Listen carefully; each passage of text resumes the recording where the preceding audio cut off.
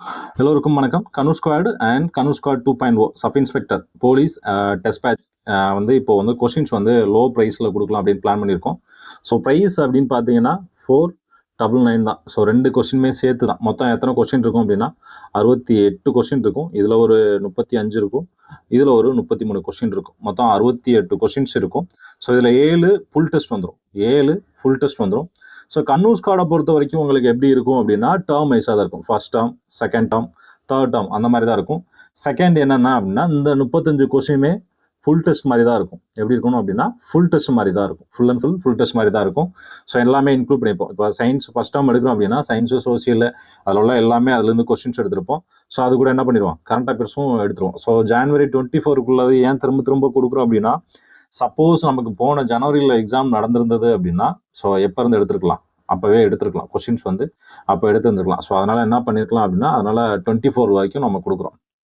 இப்போ இருந்து 24, அதனால் அங்கேருந்து கரண்ட் அஃபேர்ஸ் பார்க்கலாம். கரண்ட் அஃபேர்ஸ் ரீசெண்ட் டைம்ஸில் நடக்கிற எக்ஸாம்ஸ்லாம் பார்த்தோம்னா, லாஸ்ட்டாக நடந்த சிடிஎஸில் கூட 2022 கரண்ட் அஃபேர்ஸ் லாஸ்ட்டாக நடந்த கம்பைன்டு டெக்னிக்கல் சர்வீஸ் எக்ஸாம் டிஎன்பிசியில் நடந்தது. ஸோ அதில் எதில் இருந்து கரண்ட் அஃபேர்ஸ் கேட்டிருக்காங்க அப்படின்னா 2022 நடந்த ஒரு கரண்ட் அஃபேர்ஸ் வந்து அதில் கேட்டிருக்காங்க. ஸோ கொஸ்டினாக அது வந்து கேட்டிருக்காங்க. ஒரு 2 கொஸ்டினோ ஒரு கொஸ்டினோ அதில் இருந்தது 2022க்கானது. ஸோ அதனால் அட்லீஸ்ட் நம்ம எஸ்ஐக்கு படிக்கணும் அப்படின்னா நம்ம 2022-20 வரைக்கும் நமக்கு படிக்கணும்னு அவசியம் கிடையாது. அட்லீஸ்ட் ஒரு 2024 நம்ம மினிமம் படிச்சாகும். ஸோ அப்போ தான் வந்து நம்ம கரண்ட் அஃபேர்ஸ் வந்து ஈஸியாக வந்து ஸ்கோர் பண்ண முடியும். உங்களோட ரிசல்ட்டை வந்து டிசைட் பண்ணக்கூடியது எதுவாக இருக்கும் அப்படின்னா இந்த கரண்ட் அஃபேர்ஸும் இந்த இங்கிலீஷ் ஏரியாவும் தான். 2 தான். யார் ஒருத்தன் கரண்ட் அஃபேர்ஸும் இங்கிலீஷும் நல்லா ப்ரிப்பேர் பண்ணி படித்து அந்த எக்ஸாம் எழுதுறானோ அவன் வந்து ஈஸியாக வந்து இந்த எக்ஸாமை கிளியர் பண்ணிடலாம். ஸோ இப்போ காமனாகவும் வந்துருச்சு. ஓப்பன் ஆர் டிபார்ட்மெண்ட் ரெண்டுக்குமே சொல்லிட்டு ஒரே எக்ஸாமாக வந்துருச்சு. ஸோ அதனால் காம்படிஷன் வந்து இன்க்ரீஸ் ஆகுமா அப்படின்னாலாம் அப்படிலாம் கிடையாது. ஆல்ரெடி இருந்தது தான், அதே மாதிரி தான் இருக்கும். டிபார்ட்மெண்ட்டுக்கு வந்து அவங்க 20% அவங்களுக்குள்ள போட்டி இருக்கும். ஸோ ஓப்பனில் உள்ள அந்த 80% அதே காம்படிஷனில் தான் இருக்கும். ஸோ அதுக்கு இதுக்கும் கம்பேரிட்டிவாக ஒன்றும் கிடையாது. என்ன டிபார்ட்மெண்ட்டில் உள்ளவங்க ஃபிசிக்கலுக்கு வந்து கொஞ்சம் அதிகமாக மெனக்கடணும். முன்னாடி வந்து 1500 ஓடுனா போதுன்ற மாதிரி இருந்தது. ஸோ இப்போ என்ன ஆகிப்போச்சு அப்படின்னா அவங்க வந்து இப்போ ஓப்பன் கூட காம்படிஷன் தான். அந்த ஓப்பன் கூட காம்படிஷன் மீன்ஸ் என்ன, அவங்களும் ஃபிசிக்கல் பண்ணணும், ரோப் ஏறணும், லாங் ஜம்ப் தாண்டணும், ரன்னிங் ஓடணும். ஸோ அந்த மாதிரி வந்ததுனால அவங்களுக்கு கொஞ்சம் கஷ்டம் தான். ஏன்னா அவங்களுக்கு லீவ் கிடைக்காது, டியூட்டி வந்து ப்ரெஷர் இருக்கும், ப்ரிப்பரேஷனுக்கே டைம் கிடைக்காது. அப்புறம் காலையில் ரன்னிங் அது வந்து ரொம்ப ஒரு பெரிய வேலை. ஸோ அவங்களுக்கான லீவும் கிடைக்குமா அப்படின்றதும் டவுட்டு தான். ஏன்னா இப்போ உள்ள டியூட்டியை பொறுத்த வரைக்கும் போலீஸ் ஸ்ட்ரென்த் வந்து ஆல்ரெடி பத்தலை அப்படின்ற மாதிரி தான் இருக்குது. ஸோ அவங்களுக்கான வீக்கெண்ட் லீவ் கூட சரியாக கிடைக்கிறதில்ல. கிடைக்குது, ஆனால் ரொம்ப ரேராக தான் கிடைக்குது. ஸோ அதனால் அவங்களோட ப்ரிப்பரேஷன் அப்படின்றது ரொம்ப ஒரு கஷ்டமான சூழ்நிலை தான். ஸோ இதெல்லாம் நீங்கள் மனசில் வச்சுட்டு கொஞ்சம் ஹார்ட் ஒர்க் பண்ணுங்கள். நீங்கள் வந்து அடுத்த ஸ்டேஜுக்கு போகணும் அப்படின்னு நினச்சி கொஞ்சம் ஹார்ட் ஒர்க் பண்ணுங்கள். ஈஸியாக வந்து கிளியர் பண்ணிடலாம். ஸோ உங்களுக்குள்ள 20% தான் திரும்ப போட்டி நடக்க போகுது. ஸோ அதனால் ரொம்ப வந்து இருக்காது. யார் ஒருத்தவங்க நீங்கள் வந்து ஃபிசிக்கல் நல்லா பண்ணுறீங்களோ அவங்களுக்கு வந்து உங்களுக்கு கண்டிப்பாக வேலை கிடைச்சிடும். ஸோ ஓப்பனை பொறுத்த வரைக்கும் நீங்கள் வந்து இப்போ இருந்து ஃபிசிக்கல் வந்து ப்ராக்டிஸ் பண்ணிடுங்க. நமக்கு எக்ஸாம் வந்ததுக்கு அப்புறம் 40 நாள் தான். எக்ஸாம் நடந்ததுலேருந்து 40லேருந்து 42 இல்லை அதிகபட்சம் 45 நாளில் உங்களுக்கு வந்து ஃபிசிக்கல் நடந்துடும். ஸோ ரொம்ப லாங் டைம் கிடைக்கும் அப்படின்லாம் கனவு காணாதீங்க.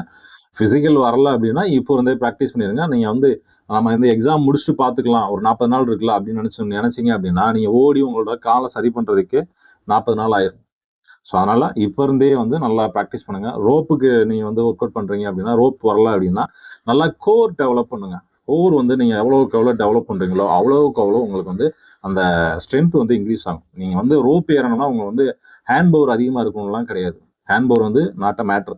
ஆனால் உங்களோட கோர் வந்து எவ்வளோக்கு எவ்வளோ ஸ்ட்ராங்காக இருக்கோ அவ்வளோக்கு அவ்வளோ நீங்கள் வந்து புஷ் பண்ணி மேலே போக முடியும். அந்த நீங்கள் ஒரு லிமிட்டுக்கு மேலே போகும்போது உங்களோட வயிறு பிடிக்கும். ஸோ அந்த வயிறு பிடிக்காத அளவுக்கு நீங்கள் வந்து நல்லா வந்து அப்டாமன் வந்து நல்லா போட்டுகிட்டே இருக்கணும். ஸோ கோர் எவ்வளோக்கு எவ்வளோ ஸ்ட்ராங்காக இருக்கோ அவ்வளோக்கு எவ்வளோ வந்து ரோப் ஏற முடியும். ஸோ அது மட்டும் கிடையாது, லாங் ஜம்ப் தாண்டணும் அப்படின்னா நீங்கள் வந்து மசில்ஸ் வந்து நல்லா டெவலப் பண்ணணும். அதாவது லாங் ஜம்புக்கும் 400 நீங்கள் வந்து ஈஸியாக வந்து கிளியர் பண்ணணும் அப்படின்னா உங்களோட லெக்கு ரொம்ப முக்கியம். லெக் மசில்ஸ் வந்து நல்லா ரொம்ப ஸ்ட்ராங்காக இருக்கணும்.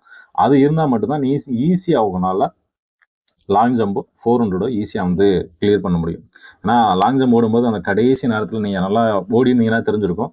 கடைசி நேரத்தில் நமக்கு என்ன பிடிக்கும் அப்படின்னா அந்த தொடை தான் பிடிக்கும். ஸோ அதனால் என்ன பண்ணிங்கன்னா நிறையா சிட்டப்ஸு அந்த மாதிரி நிறையா ப்ராக்டிஸ் பண்ணுங்கள். லெக்குக்கு நிறையா தனியாக ஒர்க் அவுட் பண்ணுங்கள். ஸோ அது மாதிரி ரெகுலராக சின்ன ஒர்க் அவுட் பண்ணிகிட்டே இருங்க. அப்டாமன் நீங்கள் வீட்டிலேருந்தே போட்டுக்கலாம். ஸோ சிட்டப்ஸுமே நீங்கள் வீட்டிலேருந்து போட்டுக்கலாம். வீட்டிலேருந்து புஷ்அப்ஸும் போட்டுக்கலாம். ஸோ எல்லாமே நீங்கள் கிரவுண்டுக்கு போன அவசியம் இல்லை. ஸோ டெய்லி ஒரு 10 நிமிஷம் கார்டியோ பண்ணிவிட்டு அதுக்கப்புறம் அப்டாமன் போட்டு சிட்டப்ஸ் போட்டிங்கனாலே போதும். இதுவே போதும் இப்போதைக்கு. அதுக்கப்புறம் நீங்கள் வந்து 40 நாளில் நீங்கள் ப்ராக்டிஸ் பண்ணிங்கன்னா எல்லாமே ஈஸியாக இருக்கும். ஸோ நம்மளோட பிளான் இதுதான். ஸோ கனூஸ்கோ 2.0 பொறுத்த வரைக்கும் சயின்ஸு, சோஷியல் சயின்ஸ் அந்த மாதிரி இது வந்து ரிவிஷனுக்காக போட்டது தான். ஸோ இதுவும் அதே மாதிரி தான் இருக்கும். ரெண்டுமே ரெண்டாவது செட் ஆஃப் கொஸ்டின்ஸ் வந்து ரெண்டுமே வேறு வேறு. ஸோ ரெண்டுமே நீங்கள் ப்ராக்டிஸ் பண்ணிக்கலாம். ஸோ உங்களுக்கு வேணும் அப்படின்னா நீங்கள் வந்து என்னோட நம்பருக்கு டெக்ஸ்ட் பண்ணுங்கள். கேஎஸ் கொஸ்டின்ஸ் அப்படின்னு சொல்லி எனக்கு டெக்ஸ்ட் பண்ணுங்கள். நான் உங்களுக்கு கொஸ்டினுக்கான இந்த 2 ஷெட்யூலுமே உங்களுக்கு அனுப்பிச்சுடுறேன். இப்போ உங்களுக்கு விருப்பம் இருந்தால் நீங்கள் வந்து தாராளமாக ஜாயின் பண்ணிக்கலாம். ஓகேவா? ஸோ இந்த கொஸ்டின்ஸ் வேறு நம்ம வேறு அந்த ஃப்ரீ டெஸ்ட் வேறு போட்டுட்ருக்கோம். ஸோ அதுவும் நீங்கள் வந்து அட்டன் பண்ணி பாருங்கள். நம்மளோட மாடல் டெஸ்ட்டு கொஸ்டின்ஸ் வந்து நிறைய போட்டிருக்கோம். யூடியூப்லேயும் நிறைய போட்டிருப்போம். ஸோ நம்மளோட டெலகிராம்லேயும் போட்டிருக்கோம். மாடல் கொஸ்டின் வேணும்னா நீங்கள் அதுலேயும் டவுன்லோட் பண்ணிக்கலாம். ஓகேவா? உங்களுக்கு வேறு எதுனாலும் டவுட்னாலும் கேளுங்க. நல்லா ப்ரிப்பரேஷன் பண்ணுங்கள். எப்போ வேண்டாலும் எக்ஸாம் வரலாம். ஸோ அதனால் எக்ஸாம் தள்ளி போகுது அப்படின்றத யாரும் ஃபீல் பண்ணிவிட்டு அந்த படிக்காமல் இருந்துடாதீங்க. நல்லா வந்து கொஞ்சம் ஹார்ட் ஒர்க் பண்ணுங்கள். இருக்கிற டைமை கரெக்டாக யூட்டிலைஸ் பண்ணுங்கள். இப்போ விட்டீங்க அப்படின்னா பின்னாடி ரொம்ப கஷ்டம். 2026க்கு அப்புறம் எஸ்ஐ வந்து வேறு மாதிரி இருக்கும். அதனால் இது ஒரு லாஸ்ட் சான்ஸாக வச்சு இந்த எக்ஸாம் முடிச்சிருங்க. Thank you all.